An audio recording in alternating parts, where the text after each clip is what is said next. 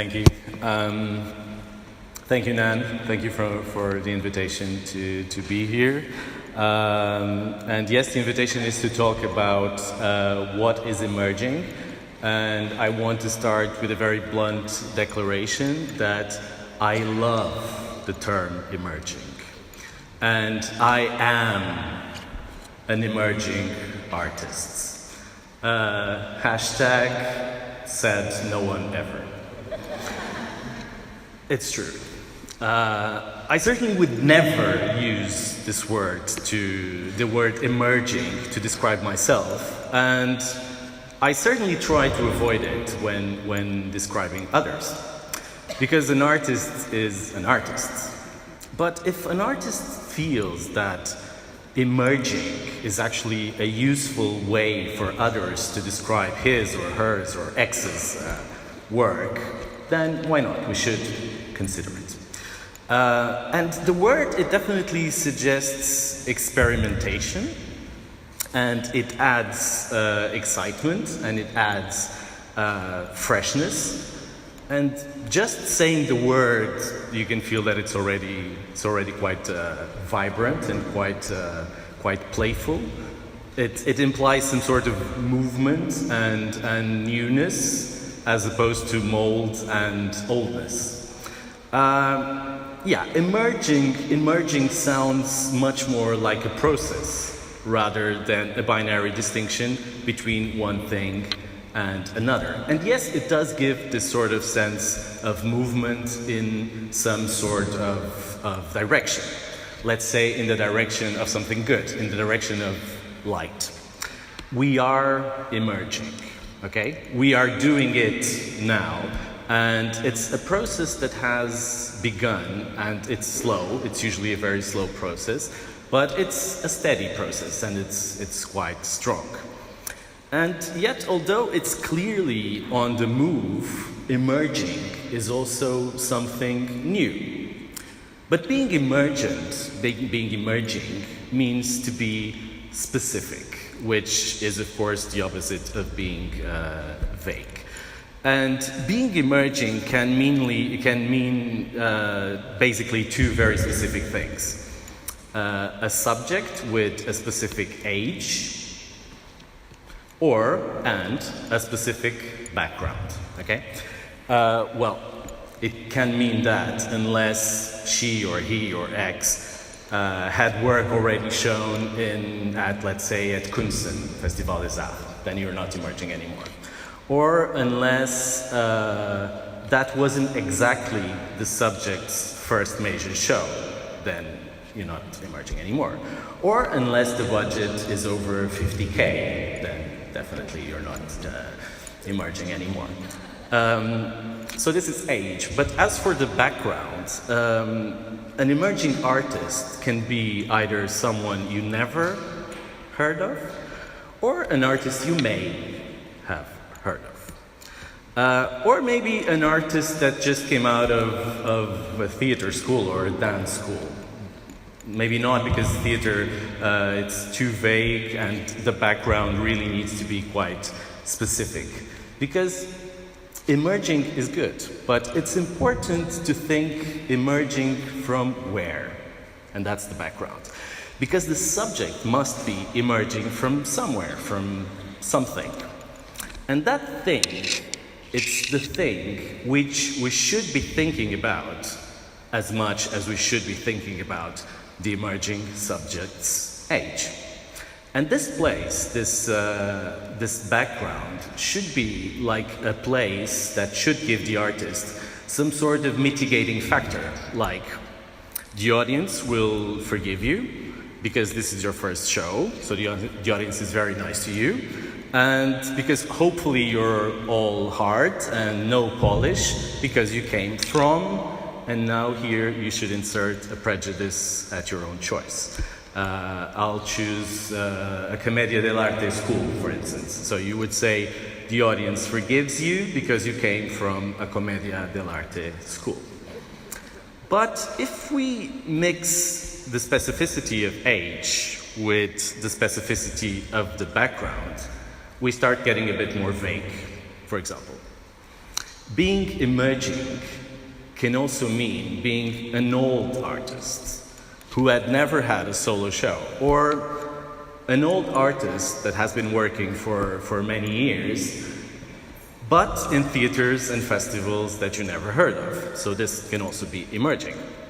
Or maybe even like a very established artist, or a very established old artist from, and now here you can insert a place of your sympathy at your own choice. Let's say a very established old artist from Iran, but that you can't help seeing as some sort of novelty here in Europe. So being emerging is also quite contradictory somehow.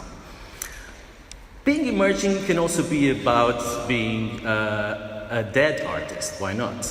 Because dead is quite specific.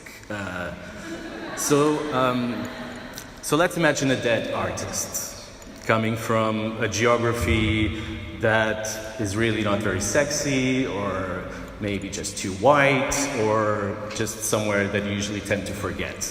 Let's say from Ireland. Sorry if there's any Irish here. So a boring, pale Irish artist just died and gained some sort of momentum, and thus became emerging, because gaining momentum is quite specific. And gaining momentum, this idea of movement, it's a synonym of emerging, right? But of course, even with the dead, boring Irish artist, some programmer will say, oh, I've known him for years, and my life is not really counted in years, it's counted in seasons. And so this brings me to my next point, which is not about age or background anymore, but about the season. And this movement of detecting an emerging artist, it's like paying attention to this season and no other. And that is, again, really specific. So it's this precise season. And by doing that, season after season, we become like crazy collectors, you know, just going after the next new market darling. And here we all are, like, gazing into the future, looking at our crystal ball, trying to figure out where is theater and dance production heading to. It's a bit like I foresee that the big thing for this season are artists that hate Timothy Morton, for instance, because hating Timothy Morton now seems to be a big thing this season, because it's cutting edge. Because producing the emergence, like programmers often do, it's also about putting together a list that represents what is cutting edge this season. And then, somehow, emerging art, it's not about the art anymore. And it's not about the age. And it's not about the background. It's indeed about the season. And it's not even about the artist anymore. It's about the institution. And it's not even about being emergent anymore, but it's about producing the emergence. And suddenly, this idea of being emerging, it becomes like a synonym of being relevant. And if that is the case, then suddenly I desperately want to be emerging. Even if I'm around for long enough, because we all need to be relevant. I need to be co-produced. So even if I'm not considered emergent anymore, I suddenly act emergent, because that's also a possibility, to act emergent. And then being emergent, it's not an adjective anymore, but it becomes my method of work. And then I start fulfilling criteria instead of creating art. And suddenly being emerging is exactly like being established. It's the same, because people are aware of you, they're aware of your work, you have relationships, you have offers coming in. On a very practical level, this is actually your primary source of income, or at least something you see as a job, not just something you do. And you see, there's a shift between this is what I want to be doing and this is what I am doing. And this landscape of emerging artists, you know, that fabulous idea of movement and newness, it results in a very stable landscape. And my 2 cents on this issue is that no matter how hard we look into our crystal ball, emerging art does not exactly predict the future of theater or dance or anything, but it rather proves the transitory character of the present, and thus opens way for the new. And to think about this idea of the transitory character of the present, it's really to acknowledge that there are very well established and stable power systems that are also known as our theaters and our festivals.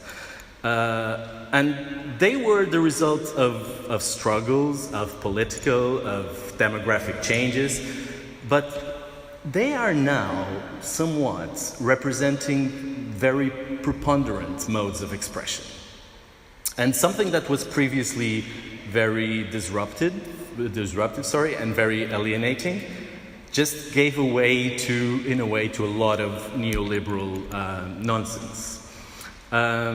Free Lyson said a couple of years ago something at the Australian Theatre Forum that I would like to quote. She said, "We have built theatres and art centres, and we created festivals to produce and present artworks and to welcome audiences in the best possible conditions. But during the years, most of these structures and organizations have become rusted and sclerosized. They became dinosaurs," she said. So originally meant to support the artists, these institutions, they got organized very well, sometimes often too well. And they kind of lost this flexibility to respond to the specific needs of specific works. And the artists somehow now have to follow the policy, to follow the rules of the house, instead of the other way around. But she goes on, she says, "We urgently," I'm highlighting this myself, "we urgently have to reconsider the role of theaters and festivals as instruments to facilitate and valorize artists again.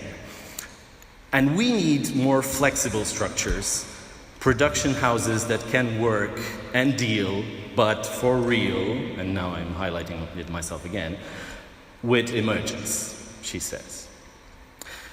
Because I have the feeling that if we don't listen to her, this list that I'm saying now, it's what we're hosting here, inside walls, exactly like this. We are hosting the linearity of time.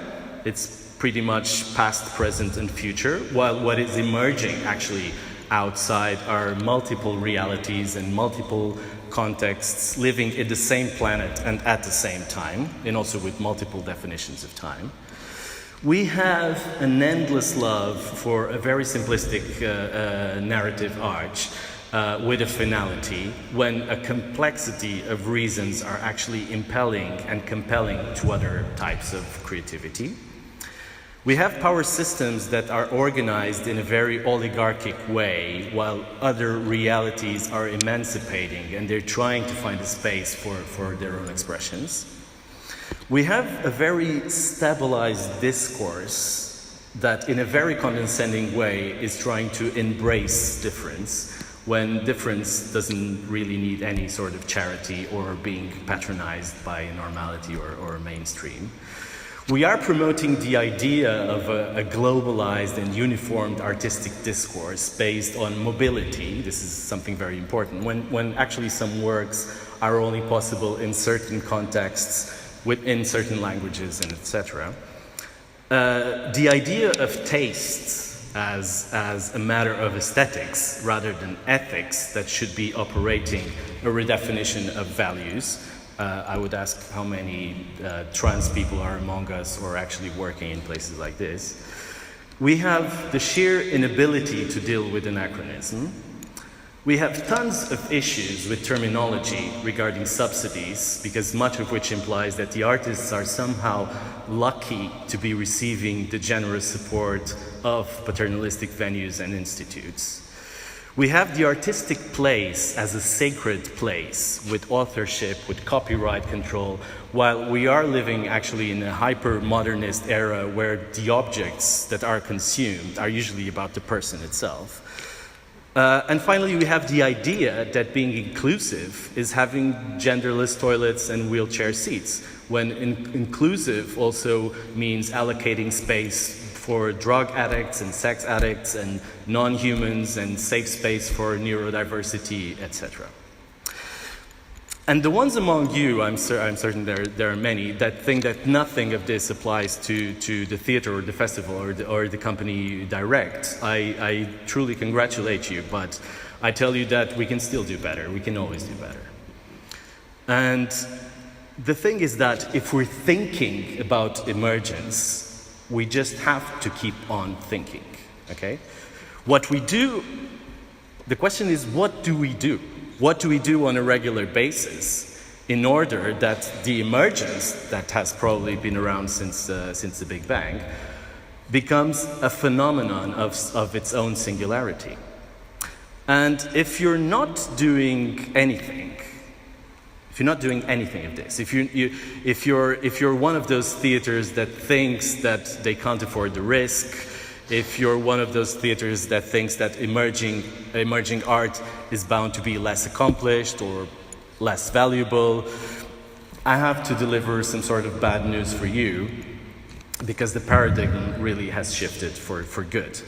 Because emerging artists, they are now truly emerging, finally. They're truly emerging. And it's not just for the pleasure or concern of cultural institutions, because we live in an era of fluidity and proliferation, and they actually emerge despite the existence of theaters and cultural institutions. We are watching the emergence of a proliferation of problematics. We're watching different politics of identification that are emerging. There's truly egalitarian contexts that are emerging. Value is being attributed to things that didn't exist before. Solidarity is emerging. Non-anthropocentric values are emerging. So I myself, I would do that, and I hope that you would do it too, and take free license advice, which is also probably a threat, and open up. She says, don't put yourself in the position of someone who wants to please everybody. The audience, the subscribers, the sponsors, the press, the colleagues, this is a big mistake. Take the risk, I would add, because it's your only option after all. And you won't even be making a huge favor to yourself or to your community, because let's face it, this openness, it's how the whole world is functioning nowadays, while, for instance, experiencing the internet. And that's really our industrial revolution. And theaters, I think they need to be exactly like YouTube. You know, they're wild, safe spaces. But of course in our very small and Lilliputian scale. But to turn a theater into a safe space cannot be just a slogan. We cannot do emergency washing, because when you do it, it's actually quite visible and it's very ugly. And you avoid all the ongoing accusations of exploitation and tokenization that many institutions are now facing with regard to artists that, independently of being emerging or not, they are less savvy and they're much more vulnerable. So for me, welcoming the emerging is really about letting go. It's not even about welcoming. It's not even about hosting.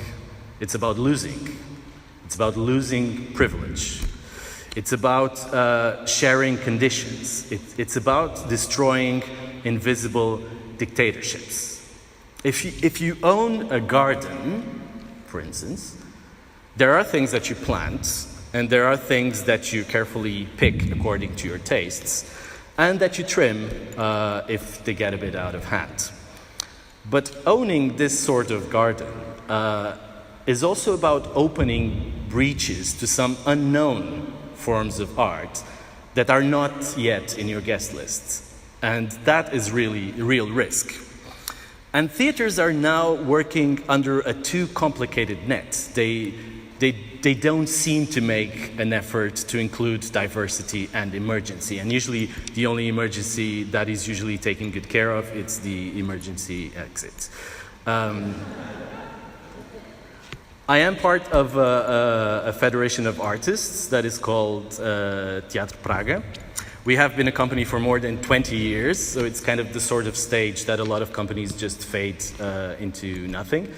And I think that what has enabled us to continue, it's a mixture of having, of course, lots of ideas and the support of our partners. But it's true that after 20 years, many theaters are still doubtful on how to deal with us. They still see us as a threat to their calm and comfortably predictable work environment. And they still consider us off. And that means that we've been successfully riding this sort of emerging wave for years, and with not many complaints, because there are still opportunities. You know, it's like it's a nice. Sorry, my phone is ringing. It's a nice, comfy title, and because we fear that the day we're no longer considered emerging, we will be left out like very suddenly. And recently, in an interview to a Portuguese newspaper, I said the only thing that people cannot call me anymore is an emerging director. I was perhaps very tired on that day, I don't know, but it was actually used as the headline for the interview. And I wasn't specifically thinking about myself, I wasn't talking about myself, but about the fact that if I am labeled an emerging director, and I'm 42, so I don't consider myself either young or coming from an unknown background anymore. So if I'm still being labeled as an emerging director, there will be very little space or attention for other people. And Portugal is so small that we always have to be quite alert that everyone is getting a bit of a share of what is available.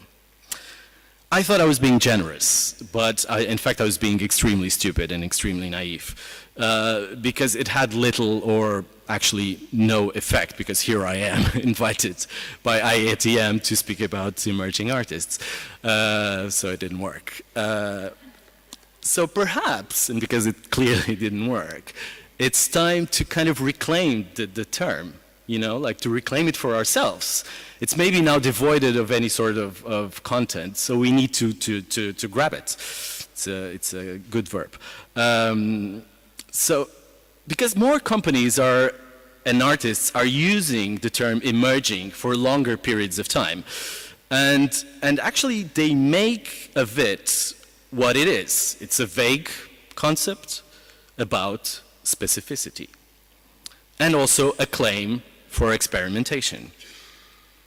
So a few years, because I'm already talking for too long, Praga, which is my collective, we decided to open a space that we felt Lisbon needed.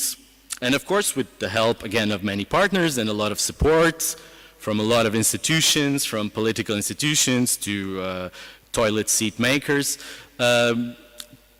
Teatro Praga, we decided to create this space because our scope of activity has always surpassed the borders of theater. We never pictured ourselves as mere creators of performances, but above all as a constellation of people who are looking at the world and inventing things. So the space is called Rua das Gaivotas 6, which is actually the address of the space because we couldn't come up with a better name, and follows a project that has started 20 years ago And that has dodged definitions through continuous changes. And today we are at that space, but the space is not us. The space is not Teatro Praga. It's a building that we establish as a space for performances and residencies and readings. It's also a former school, but that is now open to the neighborhood and to the city. So this space, Rua das Gaivotas 6, it's a very small space where we hope that artists can sort of devise freedom and spend time looking at themselves and at the world without feeling subjected to this idea of normalization or being emergent or not. And it's a space where we try to show what is considered emerging and also what is considered established work alongside each other without openly distinguishing between them. And I have a small video that we did just to show you the space for the ones that don't know it. I don't know if you can put the video on. Please don't listen to the music because it's very fashion TV sort of style. So try to abstract yourselves from the sounds and just look at the space.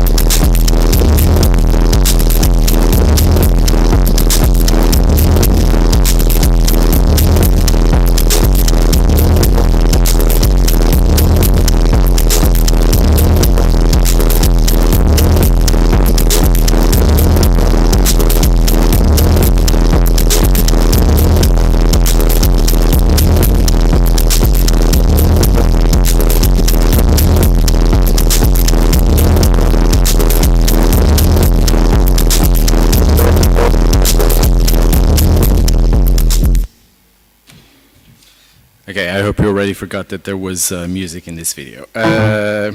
So I didn't use this video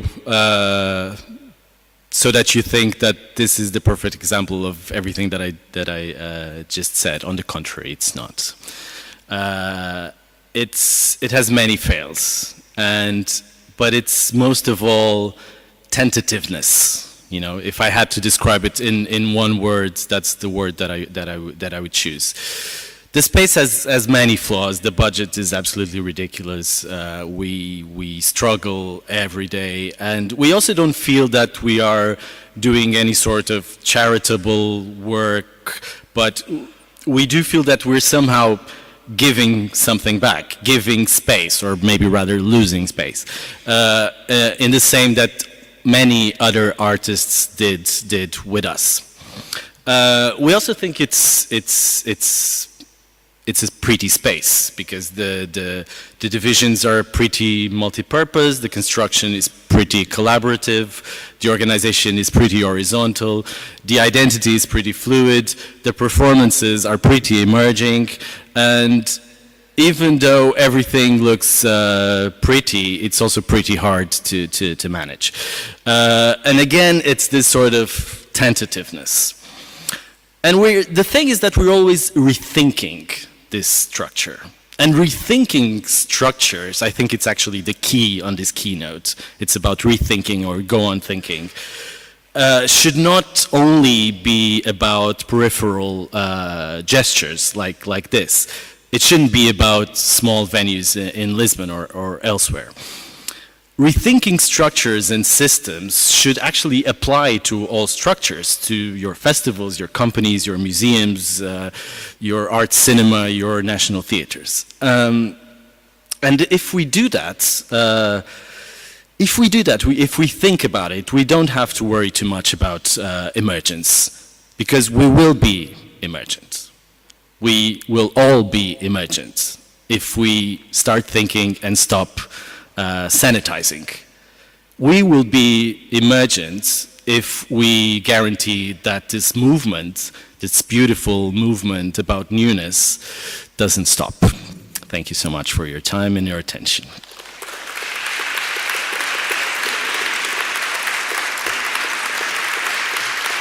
Thank you.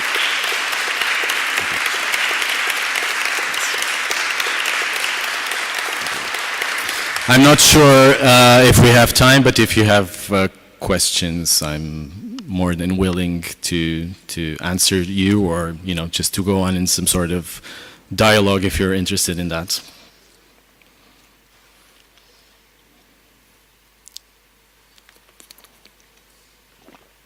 Or we can just go and have lunch. Thank you.